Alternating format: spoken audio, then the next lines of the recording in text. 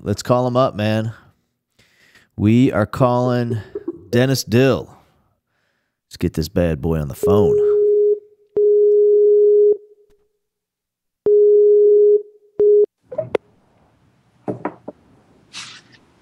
Hey, how's it going? That's what I'm talking about. A man who wears a tie to the meeting. Yeah, it's one of those exceptions, I guess. And it's actually a SpongeBob. Already famous. Well, you're obviously being observed today, because anytime you break out the SpongeBob tie, there must be an observation going on. This is an official day for you. Well, I think you make it an official day. Man. So, man, last time I saw you was summer, right? Yes, indeed. All right, and I'm telling you right now, the weather has changed here since then. We got a cold day here in Houston, brother. How about there in Florida? Well, we're heading into a little cold snap, but it was like, I think 75 today. Yeah? God, I love that. 75. It's awesome. It has been warmer than that. We had like mid-80s last week. Right on. And so so this is your classroom, right? That we're talking to you there? Well, I have this kind of trying to block my classroom. So this is like the theory when like company comes over, it's like, please don't open the closet. Oh, no, it's worse than that. Oh, yeah. That's a science room if I've ever seen one. And yes, that is a toolbox over there. Yeah, that's in the background. Is that the Craftsman? Actually, it's one that I don't even know. It's like generic school board quality. Right. And that's just my desk area, and then we kind of swing around. Oh man, that's it. You guys have the McKeel O logo. That's our little news thing that I do for one class period, and then the desks are far more linear than what I like normally, but it's all good. And yeah, it's a little bit trashy. Look, well, hold on. Go, pan back. You look now. Listen, I'm no investigator, but you have obviously stolen the couch from the secretary's office right there. Yes. Well, actually, it was we found it someplace. Yeah, found it in the front office is where you found it. That's how school works, man. When when you're the first one to campus, you can take whatever you want. That's what I've always said. That's right, and it was in a vacant area, so I actually have two. I have like a couch there and a couch there, and the kids kind of fight to sit on it. There you go. All right, man. So, man, I'm so fired up for this one. Let me, man, I'm already breaking out in a sweat, brother. You get me overheated. Let me take off my Andrew Dice Clay jacket, and we're going to get this thing started. All right, so here, should I put this little thing back up? No, man. Listen, everything that we've talked about so far is already documented, man. This thing's going. This is, man, we've been recording live since even before I've called you. All right, rock and roll. Mm-hmm. Maybe I should just move this and then I can see the book. There you go. Make sure everybody knows there's some literacy happening in that place. Yeah, I'm like a book fiend. Yes. Whenever the library calls their books, they separate the box of these can go to Dill, and he'll take them, no matter what they are. It's like I had like kid books in here, and people are like, well, why do you have? I just can't throw away a book. There you go. Magic's in those pages. Somebody was it. All right, man. Let's kick it off. So before we get started, I know you've read the forum and you know all about it, and I'm sure you're probably connected with Dana. We talked to her yesterday and all how awesome McKeel is. We want to talk about that as well, and you and your life and life growing up, and your teachers and those educators that you work with, and the lessons that you've learned from your students. But here's the thing, man. We want complete, honest, and authenticity from you, absolute truth, while at the same time, I always tell people, man, you have to keep in mind that, I mean, everything we say is documented, and like at some point very soon, one of your students' parents will get upset with you because you give them a 74 or something like that. And they're going to Google you, and this is going to come up, every single word of it, brother. So while we're right, exactly. So no pressure. So while we're completely prettier then. Yeah. I'm sorry, I can't mess with those jeans. Report to the office. There we go. Yep. Missing kid. Report to the Not. office. He's not a missing kid. He just doesn't want to get picked up yet. Right, there you go. And man, you must love school, right? Absolutely. And so we're going to talk about it all. But I always say, keep in mind that every student, parent, administrator you will have ever had, will have now. They'll hear every word of this. You have to think about it like that. Sound good?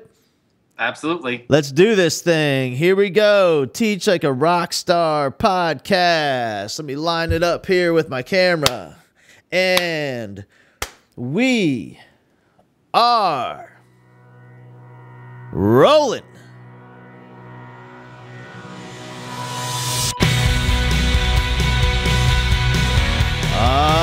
Yes. The Teach Like a Rock Star podcast. Today, we are continuing with our theme of McKeel Academy greatness. And on the show today, we have Dennis Dill, Rockstar teacher at McKeel Academy, at the McKeel Academy of Technology. And we are going to get to the bottom of some things with Dennis. We have a lot of questions to answer. This guy's been making a lot of noise down there in Florida. We've got grants and awards we've won, and we've got pictures of him with snakes that we're going to talk about, and we're going to cover everything. So welcome to the show, Dennis Dill. How are you, brother? Rocking it out. There you go. All right. So just like Dana, I met you guys in, I think it was Clearwater Beach. Is that the name of the town, right? Yes, it At the McKeel Academy Back to School Extravaganza. And we talked about it yesterday. You guys know how to do the school year right. You kick it off with a huge event, costume party, and all events, iPads, families on vacation there at the resort, and I guess you guys have some sort of a connection with the hotel, right? What was that? Was it I can't remember. It's at the Sheridan Sand Key. Yeah, Sheridan Sand Key. We've been going there for like the past 5-6 years. Yeah, it's like an annual trek. Right, and it's the pilgrimage to the Sheraton Sand Key, and so you guys get a room, and I guess their spouses come out as well, and they spend the day there.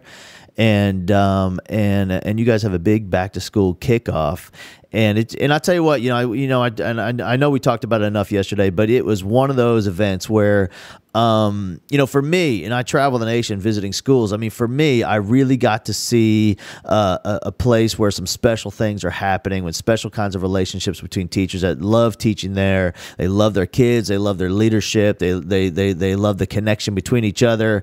And it all results in amazing things happening for students. So, man, tell us how you got involved with McKeel Academy. How did you end up there? Nobody else would hire me. and as funny as that will sound, I got out of college. I decided, I really couldn't go the teacher certification route. And that's a whole nother story. But I graduated with a degree in social sciences. I worked with technology over at the college, our local community college, Polk Community College, actually, no, Polk State College. Right. And it was like 2 days before school started. And apparently somebody left McKeel high and dry, and I kind of walked through the door, and 2 days later I was sitting in front of a classroom full of 7th graders, and been here ever since. So this is my 11th year of teaching. So a decade ago, you walk in and it's your first day. I guess somebody leaves late in the summer, and a few days before school. And so how did now did you have teaching on your radar, or did you just kind of like somebody, like a friend? I think I've always wanted to be a teacher. Mm-hmm. Always. It's always been something that pretty much because of my background. I can't say it's my background. It's always because I hated school. Every last minute of school, I don't think I connected with any of my teachers at all until probably I got into college. Yeah. Everything else is just a bad memory. And I always thought that, I can do better than that. Kind of understanding where I come from is like, why wasn't I the guy that was ever connected with? All the other kids in the classrooms, they all had like getting those hellos and doing well and everything like that. And I'm the guy that, Mr. Dill, get out, go to the office. Go sit in the hall. And I don't know if it's like my history preceded me going through, or I don't know, I was just never connected. And that's kind of why I wanted to go into teaching, because I always thought I could. And my wife was actually the one who actually motivated me and said, hey, you're not stupid. And she actually mentioned, looked me right in the eye. I said, you're not stupid, right? And it's like, oh yeah, no, you're not. And then that was that moment. And sometimes I can refer back to that, say that was the moment that kind of changed everything. That moment that my wife looked at me and said, you're not stupid. And sometimes I have to have those moments with the kids today, even though you're not supposed to use the term stupid, but in that one-on-one, sometimes you got to look them right straight in the eye and say, you're not stupid. Right. And kind of break that down. So, man, there's a couple things there. First of all, I'm going to assume you're still married, right? Yes. And so I'm going to assume that your wife has probably taken that back on an occasion or two where she probably changed her mind once or twice since then. Oh, yeah. Well, we have conversations. When I pull in the late hours, she sometimes regrets. Right. Especially in the teaching. It's like, it's 12 o'clock at night. You haven't really said 2 words to us. And we have to have that reality check every now and then, where she has that moment of like, why did I even do this? But she knows that this was the right thing to do. Yeah. As I go too hard into it, it's that mentality. It's like, I can't say no.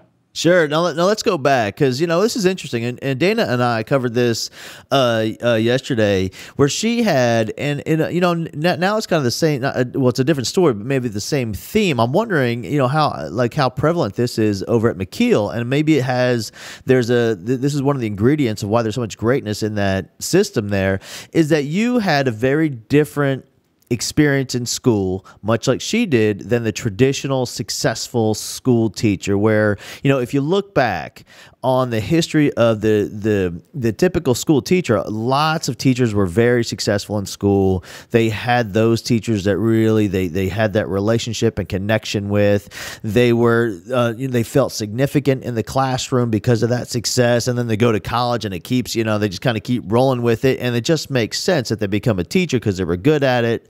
But what they find is when they get into the classroom, and students aren't really like them. There's that top 10%, but the rest of us, and I say us, me and you, weren't there at the top of the class, right? And so, so it's fascinating to me when I find teachers that are awesome and excellent at what they do is, they had some struggles, and maybe it weren't academic struggles, but it was connection struggles. They just thought school was stupid and it was ridiculous and it was a waste of their time and they didn't love it. And in the back of their mind, they thought this could be a better experience. So for you, at one point, like when you think back as far as you can go, where is it that you first can remember thinking, oh my God, I don't want to do this. I don't want to go to school. I'm not sure. I don't think I would probably say 8th grade was like the turning point year when they identified me as being wicked smart in math. Uh-huh. And they put me into this really, really smart class and with people that I really didn't know. And I shut down. I somehow managed to fail that algebra class 4 quarters in a row, and nobody seemed to care. It was just like, you're not working to your potential. And I think that was the moment that kind of set everything into motion for me to really, really hate school. And I don't even know why. I can't even put my finger on it, but I think teachers stopped believing in me, and everywhere, every facet. And I kind of fit the mold. It's like, well, if you're not going to believe in me, then screw it. I'm just going to do my thing, and it just kind of going into all my classes. And I was that kid. Yeah, it's so interesting because, it really can happen in an instant, like the day that you stepped into that classroom and realized you didn't have any relationships in there and you felt out of place. And these kids have probably all been on that track, that Gifted and Talented Horizons program, all that stuff. They all knew each other, had all relationships, they all, and then here's this new kid, the one that, was just kind of stuck in there because somebody figured out he was wicked smart, but he doesn't know anybody. He doesn't identify with anybody, has no relationship or connection. So you're kind of ousted, right? And then that instant that happened, that feeling, that emotional connection that you made right there with that feeling of a lack of connection stayed with you through your other classes, true? Absolutely. Yeah. It just spread like a cancer. Yeah, and then so you started living up to that reputation that the teachers gave you of not living up to your potential, and they talked to you. So and so they would say you do not live up to your potential, and then you say, okay, I do not. Every report card, every teacher, that's what they always that little checkbox, and there was like a checkbox they wrote down there, not working to potential. It's like, well, duh, I know I'm not working to my potential. I'm not stupid. What you see is not necessarily what you get, but if that's how you're going to treat me, then I'll just fit that mold, because it's a lot easier to be not working to my potential than it is to even pretend that I care about that class. If you're not going to pretend to care about me, then I'm not going to pretend to care about your class. Yeah, dude, somebody's sneaking up behind you. Just warning you. And she looks suspicious. That was probably Taylor. She was doing some work in here earlier. And so you're not working out. So specifically, what kind of grades are you making at this point? Oh, in high school? Yeah, academically, 8th grade, 9th grade. I had all I could do to graduate. Really? Oh yeah, it's like I was in, and I shared this with my kids like on the first day of school. Sure. I was in that class, with those kids. We weren't on the fast track to college. We were already written off that we were going to go to the trade school our junior and senior year and learn to fix cars, learn to be carpenters, electricians. That's where we were going. We weren't college, but anytime they had like those pre-college meetings and SATs and PS, oh no, we were part of that conversation. Like we're fast tracked to the vocational school, and that's what we're going to do. And if we're really lucky, we will graduate and get out of their hair. And at this point in your home, did you have support academically? Like, did you have the type of parents that were on you academically and getting you to do your work, getting you to turn it in, looking at your planner? Oh no. It's like, my family background, my mom is a immigrant. She came from Ecuador. She's illiterate, can't read or write in English. My father dropped out of school shortly after the 8th grade, 9th grade. He went back and got a GED, but it's not like the traditional sense. They believed in finishing school, graduate. If that's all you do, you're going to be okay. Yeah. So did they know that I could do more? Yeah. Did they know really how to push me to do more, how to motivate me? Because my mom is extremely motivated, but she didn't know how to really handle me. And my father is like, well, I'm smart too. We know all these things, but look at me. We're surviving. So we were like in survival mode. It's like, okay, that's it. Then I'll just do that. And what part of the country did you grow up? I grew up in a small town in Maine. Yeah, I was going to say, brother, I can tell you're not from Florida. Yeah, it's Lincoln, Maine. It's a town of about 5,000 people. We had one high school, one junior high school, one elementary school. The kids that I started kindergarten with are the same kids I graduated with, almost all the way straight through. So we knew each other. We knew where everybody lived. There were no secrets. Right. Which could have hindered a lot too. How did you make it to Florida? By way of the Marine Corps. My senior year. Is she actually going to walk through this time? Oh, okay, my senior year. Yes, if you walk quickly, you can walk through. He told me I could be here. Okay, yes, that's Taylor. She's working on some history fair stuff. About December of my senior year, I got a call from the Marine Corps recruiter, and he asked, hey, you want to join the Marine Corps? You got good ASVAB scores. We can get you hooked right up. And I was like, well, nobody else is calling. All right. So I joined the Marine Corps, ended up in Cherry Point, North Carolina, working on airplanes, shooting rifles and stuff like that, and came to Florida with a friend.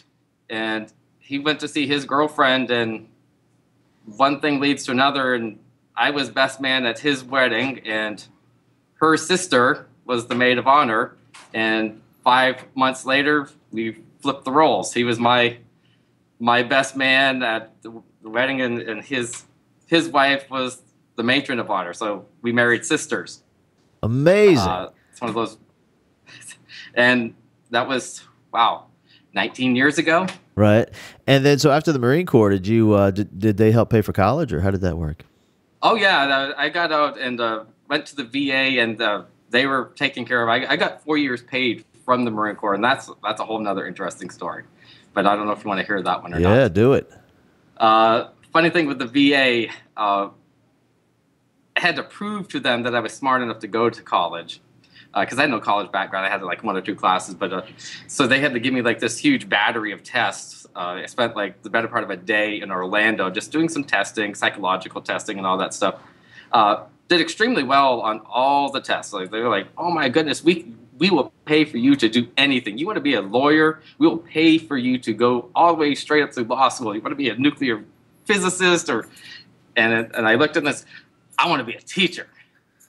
And they say, we will pay for anything except for you to be a teacher. Right. And when I explained why, they looked at me right straight and said that you will not be a successful teacher. You do not have the caring capacity to care, enough to be a teacher. Yeah. Yes. So to hop in. This is Cynthia White. Cynthia, come on in. Cynthia, let me say hi. How you doing? This is how we're doing an interview. Let me see her. Where is she? So I'm sorry, you're doing what? An interview with Hal Bowman. Oh, Do you right. remember Hal? Yeah, I remember him. Do you? Let me see. Where is she? Hey, how are you? I'm sorry. No, I came in so that you could work with my son, but I didn't know that you were busy. I'm sorry. Okay. Well, your sign on the door now says enter, not do not enter. Just saying. Oh, So I'm going to change it. why there was such a parade of students running through here. Oh, did you change it, Taylor?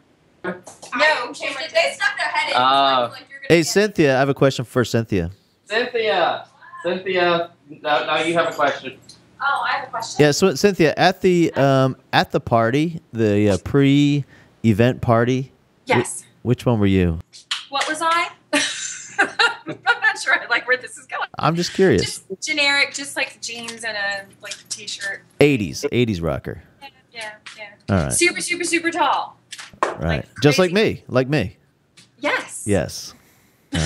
She's got about 1.5 feet on you. Like I had my jacked up boots. Yeah, I was like 6'3", maybe 6'4" at the party. Yes. Well, it's good seeing you. That's why I'm saying seated, so it won't show just how short I am. But listen, I'm with you, brother. I know. See, that it's. Hey, man, that right there looks like my wedding picture right there. All right. How about another day this week? Because report cards are coming out. I have tutoring tomorrow. We can do it during tutoring, or not. Well, doesn't he need to be able to use the Mac? Sure, we can do it Friday. That's why I'm never I don't have a going to life. sit through chorus classes. I'm sorry. Do your thing, man. All right, so you have decided. You decided that you're going to be a teacher, and they're saying that you don't have that thing that the X factor, that intrinsic caring quality. Yes, they flat out said that I would not be successful. Those were their exact words. It's like you would not be a successful teacher. And so you said, forget it, man. I'm going to school. I'm doing my thing. And so did you go to college thinking possibly that this teaching thing is still there on the radar, or did you just kind of blow it off? Yeah, I wasn't buying into what they were saying. I just was going to do it. I had already worked out a plan that, well, they're going to pay for 4 years anyway. I'll take my education type classes as electives, and I'll do social studies, and I can work the system. I know the system, how to do that, and lo and behold, so I didn't graduate with an education major, and I think in hindsight, I'm glad I didn't. Yeah. I focused on content, and that's really what has carried me, because the content was my passion. It's not necessarily like building the perfect curriculum and understanding that my first day in here when they're talking about curriculum, and I have no clue what you're talking about. Okay, tell me what I'm supposed to teach, and I'm just going to go there because I love what I'm teaching. I don't love this whole curriculum thing. Right. And I get it. And, man, listen, that whole passion for the content goes a long way. And, that's the thing, because, I think people sometimes, underestimate what that's about. Is when somebody's really passionate about the material, that kind of triggers all these connections in the mind of creativity and resourcefulness of how can I get this content from my noggin into that kid's noggin. And when you love something that much, you're just that more creative and that more resourceful, and and you'll find a way to get it in there. And so your first job, and so you go to college where? I graduated from the University of South Florida.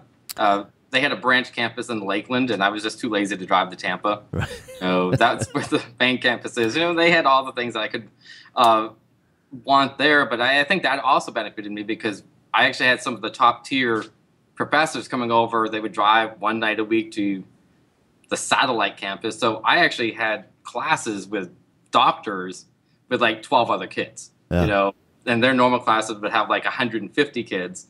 But we would actually sit down in the classroom, be almost like a little coffee shop type discussion because there was only a handful of us that would be in the class. And I think that benefited me a lot, kind of just connecting with those doctors with the passion. And once again, it wasn't about I don't want to say it wasn't about the grades. It's all about the content. It was like, let's talk about this stuff. This is awesome stuff.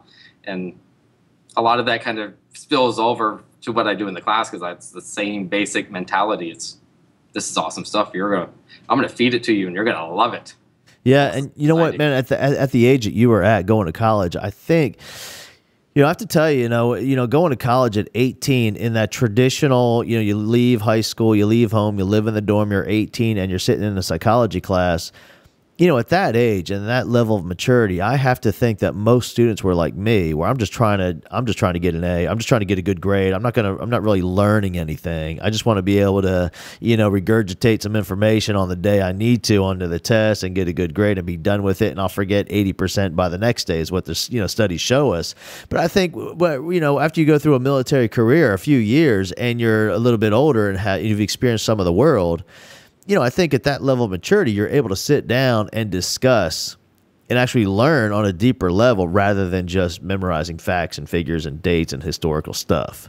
Absolutely. And where I went, because it was a satellite campus, there were more adults in the class. I was like 24, 25 going through these classes, 26, and there were people older than I was. So we were talking real world experience. We were talking about dates that we knew people that had gone through it, like whether it's like grandparents and stuff like that, where we could actually reflect back on history, and that made it more real, more interesting, I guess. Do you think that experience influenced how you teach today? Because you already mentioned you got kids on the couch, and you say, like, in here, you love it and you discuss it, and the kids talk about it. Where you think that's because you had that coffee shop experience, as you call it, when you were in college. You think that has influence on how you communicate to your kids? It kind of makes me understand, that there are different ways of learning. It's not all about the lecture. It's not all about the worksheets. And it's strange the way I teach. I can stand up in front of a class with a whole entire class class period and keep a 75% rate of engagement of all the kids for 45 minutes. And in theory, that's not supposed to happen. They say after 5 minutes, you're going to lose the kids. You got to do some sort of parlor trick, magic trick, and get them back in there. But we have conversations, discussions. It's never a talk at you. It's always like adding to. And every class period is different. Even though I teach the same material for 3 class periods in a row, it's never the same conversation. And that's what I always try to make it more personal of a learning for the kids, as opposed to me following some sort of script. Yeah, I'm with you. In fact, one of the first shows we did was a guy that I had the opportunity, just a phenomenal educator. His name's Mabry, and we talked on the podcast about how he would come visit my class as a first, second year teacher, and he said he was always blown away because he would walk in. And he was going to observe the class every day. He was there every day, and he'd say, "All right, man, what are you doing today?" And I'd say, "Dude, I'm not really sure." And he was always blown away because then we'd have these great lessons that would happen, and what he didn't get at the time, I knew where we were going to start, and I knew where we were going to finish. But with that particular class on that particular day, with the chemistry of those kids, based on what was happening in their lives, I was never really sure how we were going to get there, based on the conversations that we were about to have. And it sounds exactly. sounds like you kind of do the same thing. There's no rhyme or reason. If somebody walks into my classrooms, sometimes they're thrown because the kids may or may not be sitting in chairs. They may be sitting on the couch. They may be, doing something else. They may be just, for all intents, in a traditional classroom setting, they say, well, that's just not right. They shouldn't be sitting like that. This kid has their back turned to you, but I can call on them and actually instantaneously they'll be able to respond back. We may have like some side conversations happening as they're trying to share with one another, and we can bring them back in. Does it work 100% of the time? Not always. Sometimes it is widespread chaos, but sometimes through widespread chaos we have some moments of clarity, and that's what it takes to get there. And I think I'm more fluid working that way than having some sort of structure, and some people don't get that. Yeah, you know what? I tell you what, dude. But the thing is, it's so obvious what's happening in your classroom based on your experience growing up, because you obviously had an experience where there was that dictator role at the front of the classroom. They had the big desk. You've got the small desk. Shut up, sit down, do what I say. Don't make mistakes. No collaboration. That's called cheating. In rows and columns, alphabetical order. That whole structured approach. Well, man, that didn't work for you. And this obviously worked for you, and it works for your kids. And to another teacher, you're right, man. It might be total, absolute chaos. But for you and your family that you create in that classroom, it works most of the time. Most of the time, we have some disagreements, and sometimes I have to have conversations with kids to bring them back, and it's weird most of the time. With the issues that I have with some of the kids, it's not because they don't want to learn. It's almost like I've slowed down the pace too much and they want me to pick it up. That they're no longer engaged because they're getting bored with what we're talking about because I've kind of gone over it too many times. So I almost take it as, okay, you're not being bad because you're bad. You're being talkative or not paying attention because I've lost you because you already know the content. And I've started moving too slow for you, so I take that as a sign to try to pick it up and add something that will bring them back to the conversation. And so that we can get more clear on this, what classes specifically do you teach? This year, for the previous 10 years, I taught 7th grade social studies. This year is my first year. I teach 11th grade. I teach 2 class periods of advanced placement, U.S. history, and I teach 3 class periods of U.S. history honors. And then I teach a visual tech class where we put out the school morning show. We call it McKeel 0.0, and I have 37 kids in there, and you want to see widespread chaos. Widespread chaos. When you are basically throwing cameras at kids, telling them to get out and go film, and then trying to put together a daily show every single day, it's a little taxing. Yeah, absolutely. And so you now are you the only one who teaches those classes, or do you have someone else in the school teaching those classes along with you at the same time? We have one teacher that teaches 2 U.S. history honors classes, and those are the outliers. Just because we have a larger student population, that I'm just not capable of teaching all of them with class size and all that amendments and that we have to follow. That they have to go to a different teacher, and she's very good. Yeah, and very so different than me. And which is and she should be, because like we talk about a teaching a rock star, it's all about being absolutely authentic in terms of who you are as a person for those kids, and so 2 teachers should be very different than each other. Absolutely, and a lot of the kids don't get that. They say, "Well, she's just not like you." It's like, of course not. She's who she is because that's who she is. God forbid if there's another person like me around here, because that would be just crazy. I said those kids say, Bowman, man, I wish all my teachers were like you. I was like, brother, no, you don't. Trust me. This school would fall apart, man.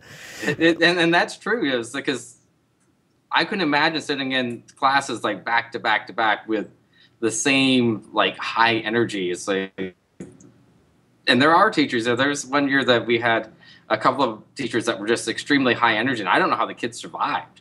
Our team meetings were just insane because we were like all hopped up like on this adrenaline, or by the end of the day we were all crashing. It was just like, oh my goodness, I taught all day long and boom, it's like an adrenaline crash that we have. It's fun sometimes.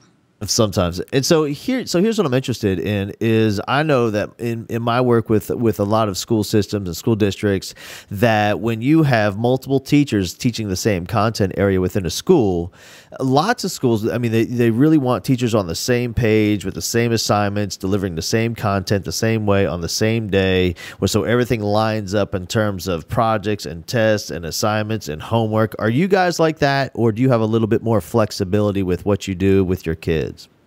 We have flexibility, and I think that's really one of the things that our administration really, they want us to be our own teacher.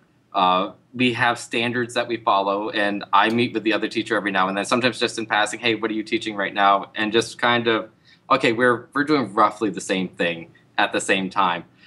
She may be doing a different type of lesson than I will, but that's just kind of catering to my needs versus she's catering to her needs. We kind of do what we like, as we teach. But we're standards-wise, we're roughly the same, where we should be. Yeah, and so I think that is one of the keys, because there's some misunderstanding about what charter schools are all about. But I mean, you guys are a public school. You receive public funds based on enrollment, just like other schools. But what you are allowed is a little bit more flexibility. But my understanding is this, I'm sure somebody's going to email me and shred me and rip me apart because I don't really understand how the thing works. But but my understanding is, although you have a little bit more flexibility in how the content is delivered and with how money is spent, the trade-off is that you guys, they really look a lot more closely at a charter school in terms of accountability and grades and performance of students. Yeah, yes, but I think that's really in the where we are today in the educational society. It's, oh my goodness, we're tracking kids by all kinds of things. We are on data overload, and it's almost ridiculous how much data we have on kids for every meticulous thing that they've done since like the third grade. And we are held accountable, but I don't think we're held any more or less accountable by law than any other public school teacher.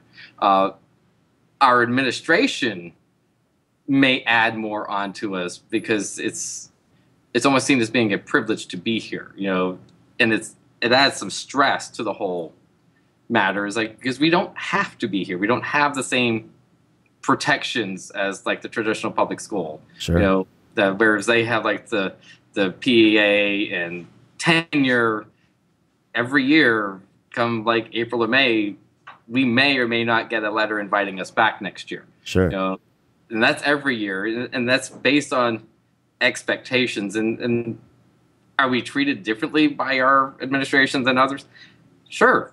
We have access to probably a lot more than other schools, but the trade-off with that is we're not guaranteed a job next year, and that's a trade-off that I'm willing to take. As long as I'm on my game, I'm good with that. Yeah, and just based on the few people I've met there, this summer, and then online on Facebook and whatnot, I have a feeling that most teachers will make that trade all day long because they're in their classrooms absolutely killing it and just doing a phenomenal job. And what they get is, I mean, the trade-off really is they have a team of leadership there at McKeel that really understands that the more support they give those teachers, the more recognition and support, the better their performance, and it all trickles down to the better performance of the kids in the classroom. It is that freedom to teach.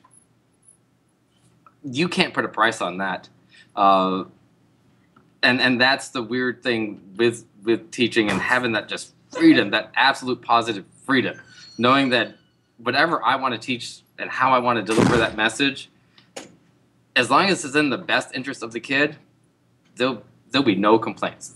That's what you're supposed to do. As ridiculous or as outlandish, if you go in there and say, okay, I want to do this. I want to build a trebuchet. We're going to throw pumpkins into like the soccer field. And they're like, do that. You do that. And that's going to be great. And the kids are going to love it. And it's okay, just try not to hurt anybody. It's like no injuries.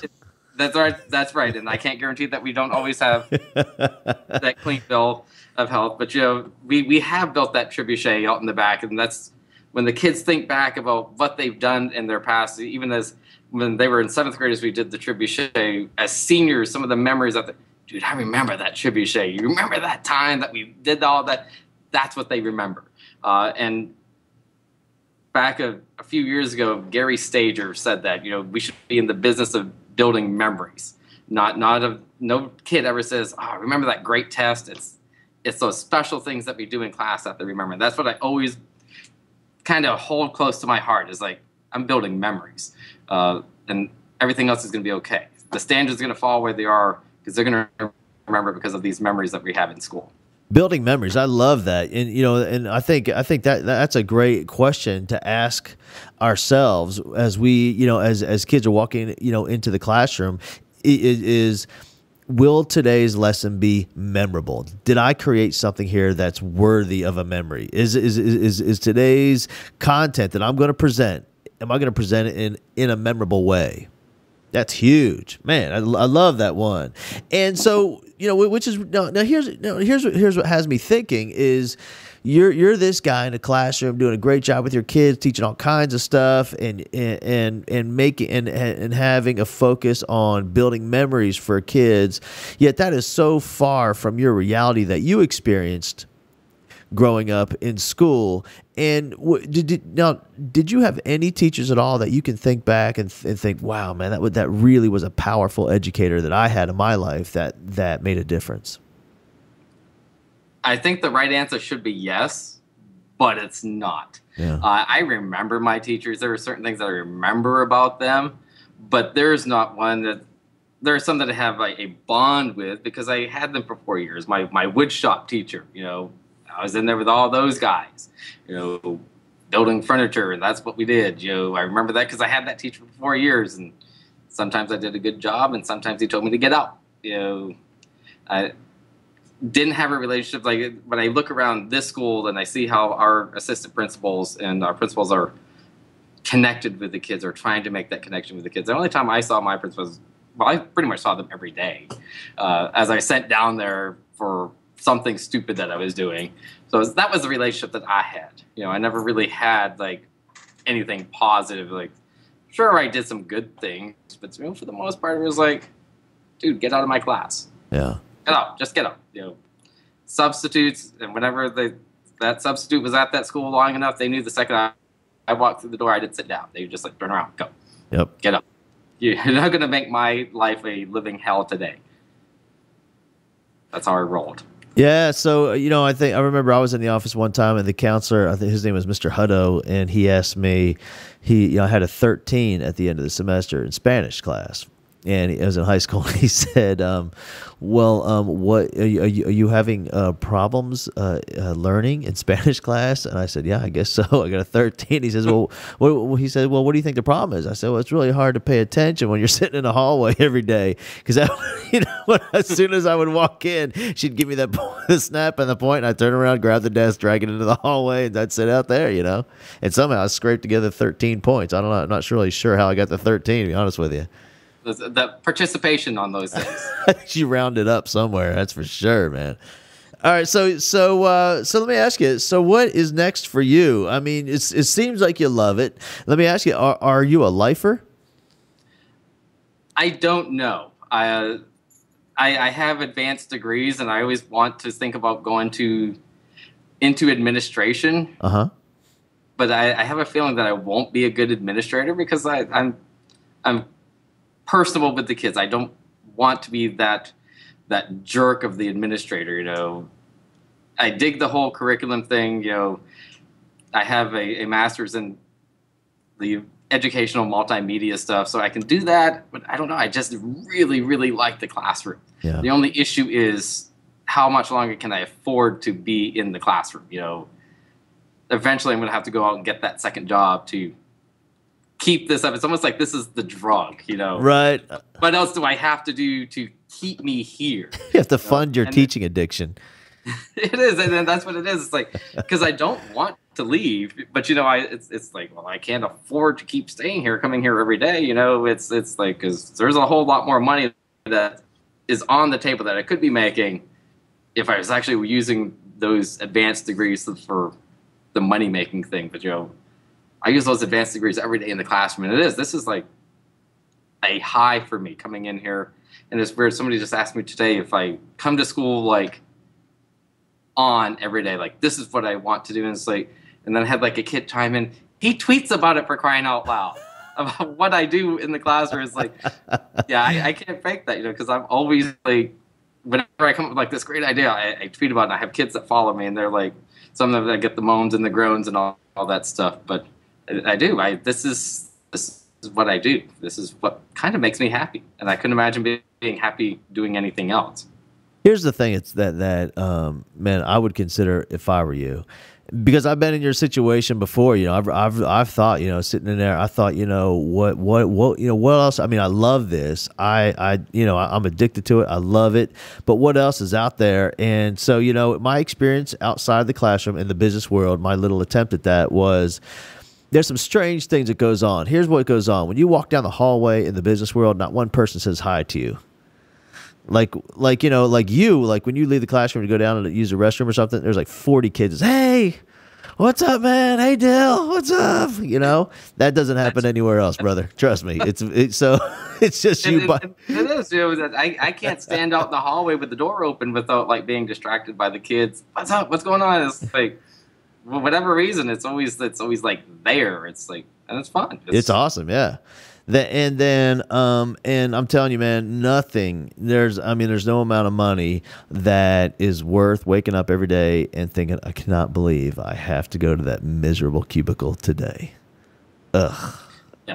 I couldn't imagine that, because every day is an adventure here. It's like, and even though I have to wake up at 5 a.m. to get here, technically I don't have to wake up at 5 a.m. I just can't sleep any longer. Right.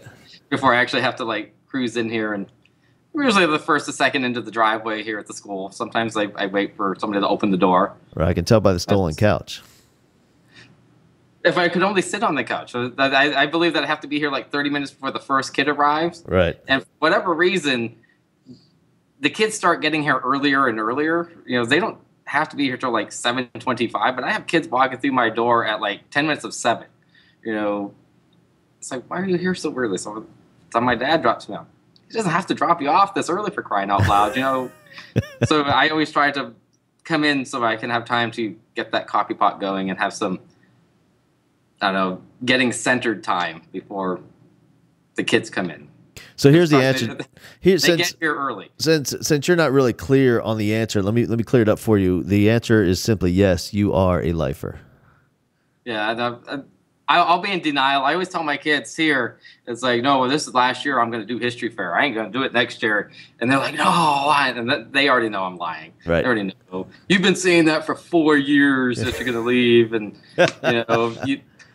And I said I only made that promise to one kid and she graduated last year, that I would stay until she graduated. Now I'm free. I don't have any more promises that I have to stay here. But most of them know, and even though I'll tell them that I'm leaving this year, I'm not even gonna make it through this year. I'm just gonna leave. We got me another job, and they'll have that moment of depression. Then they realize, no, you're not leaving. You're really not. You're not going anywhere. You've got no redeeming qualities or skills other than this. Just staying right here. This is it. This is what I do. It's beyond that, brother. It's beyond that, man. I mean, teaching is obviously who you are as a person, and it's working out beautifully. And so let me get to a couple of questions here I wrote down. What's up with you on Facebook with a picture of snakes? That picture was actually taken a few years ago. I'm not a pretty guy to look at, and I understand that. I don't take pictures well. Okay, and I'm that guy in every single picture that just ruins the picture. My wife has given up taking those the photo bomber. Portraits. Yeah. So that picture was taken when I really didn't know somebody was taking a picture. I was holding it's a corn snake, I think it is. Yeah. It looks like a coral snake, but it's a corn snake that we had some guest speakers come in before we were going out to a place called Tenor Rock. We did like a little field trip where the kids go fishing, they hike, they look at the environment, and it's basically 2 days of the kids being outside just getting sweaty. But I held the snake and somebody snapped a picture, and I'm usually not a snake person, but that was docile enough, and then I get that I didn't ruin the picture. It's like that's because I really wasn't close enough. So it's like So if you want a good picture, you got to like snap it when I'm not paying attention. And sometimes, every now and then, I actually get a good picture. That's why that one's there. And that's my profile picture on everything that I do. It's like, that's it. It's like, that's the only one, because all the other ones are Because suspect. I think what you're saying is, at least I'm better looking than the snake. No, I actually, everybody's focused on the snake, not on you. It's a distraction, and then I think that's what I always do, is focus on them. Right. Whenever the kids say, hey, let's do a group photo, we're up in Tallahassee at the State History Fair, we got to do a group photo. Come on, Dill, get in the picture. No, it's all about you. It's all about you. I'm good because I don't want to be that guy. Right. I can ruin some pictures. I can ruin the photo op for everybody. I'm making memories, baby. I don't want to be a part of that deal. That's your memory. That's right. I don't want to have that documented proof. Oh, man, this is a great picture for everybody except for Dill on the end. What are you looking at? Why is your eyes half closed? Right. All right. So you're loving it. Do you have kids? Yes, I have one. How old? She's 11. And in terms of education, and I suspect there's some different things happening in your parenting style than what was happening with your parents when you were growing up. And so, as a teacher, and you're obviously not like a hardcore disciplinary. You didn't take the military thing too seriously. That wasn't me. You didn't bring it home into your parenting style, I have a feeling. And so how do you support your kid in terms of education and learning and school and having a good time? I think I treat her a lot like I treat my kids at school. It's like I try to give her every opportunity to do what she wants. To be successful, and try to set her up to be successful. And it's hard with my daughter because she's stubborn. And she doesn't like social studies, and that's hard for me because I love social, I love history, I love everything. And she's looked right square in my eyes and said, I hate social studies, I hate history, this is dumb. She likes science. She loves the science, and I really try to push her to that because she just enjoys it a lot. Although this year she was mad at me and still is mad at me because I put her into like the gifted science. I said, you're going to like this. You're going to do a lot more experiments, but it meant more work.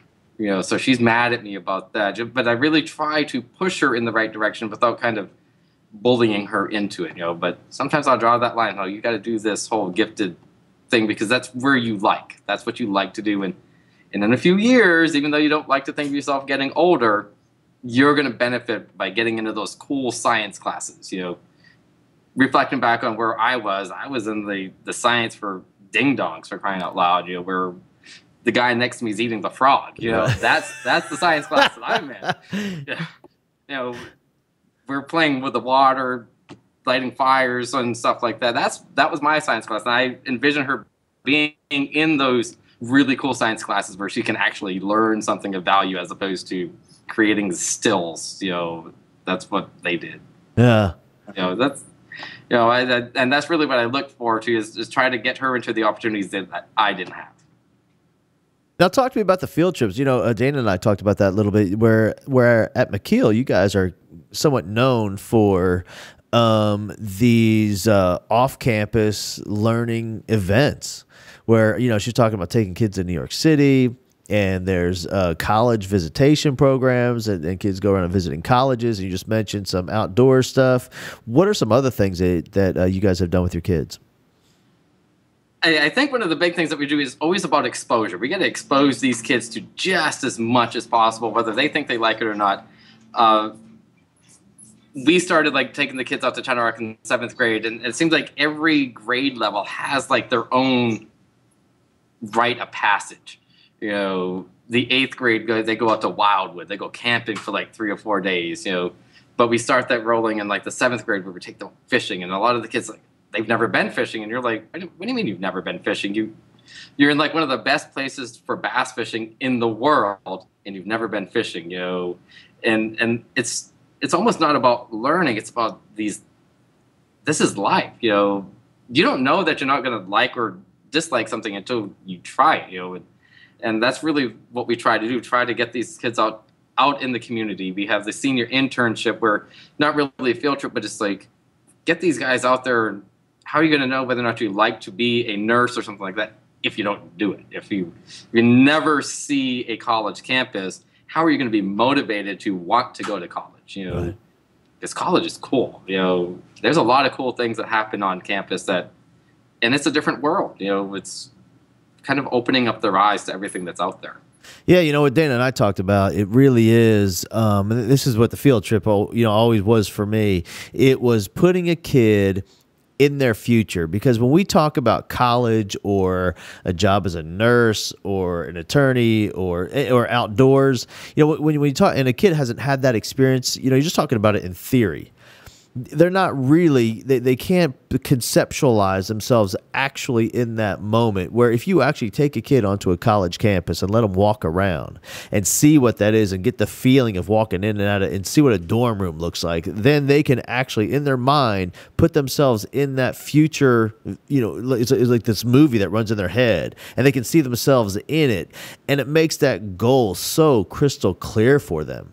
Where without that, we have a goal of going to college, but we're talking to kids about going to. They heard their parents haven't been to college, their friends don't go to college, their siblings haven't gone to college. They really don't know what that means. And the fact that you guys take them out, and not just college, but all kinds of other experiences as well, it really it more than opens up their horizon. I mean, it really just amplifies their reality exponentially. Which is a huge part of school, man, isn't it? Well, at least that's what it should be.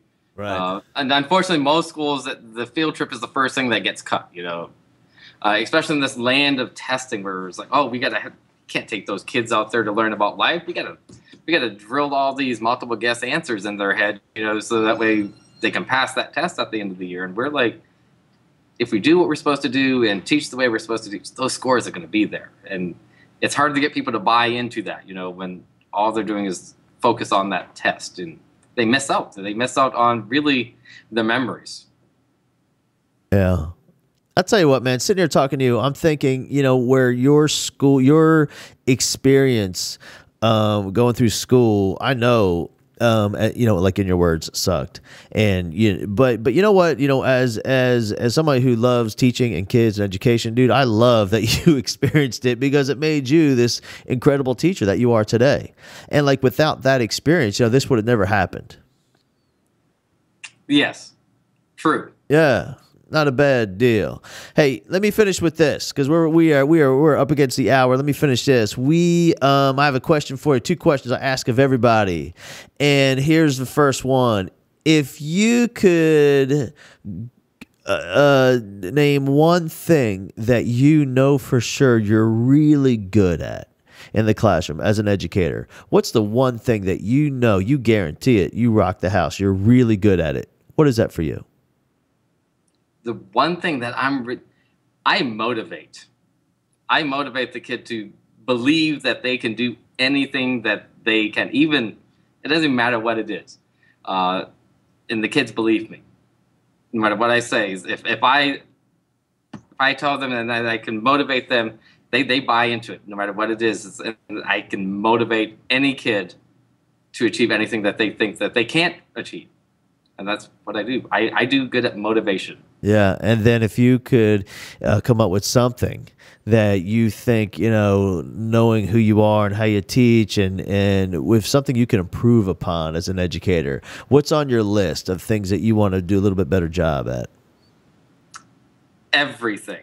And there's not a day that I leave this school that I haven't already reflected back on a mountain of things that I didn't achieve right. I just constantly berating myself for the 30 minutes that I drive home as I'm jamming to some music, and it's just like, I got to do better than this. I have to do better. And it's just a matter of just putting together better lessons, better dialogues with the kids. I'm not reaching that kid, that's this kid. And I'll even go down through almost like a little checklist of the kids' names. And I may not have them written down, and a lot of people say, well, you're just aloof. You don't know all these things.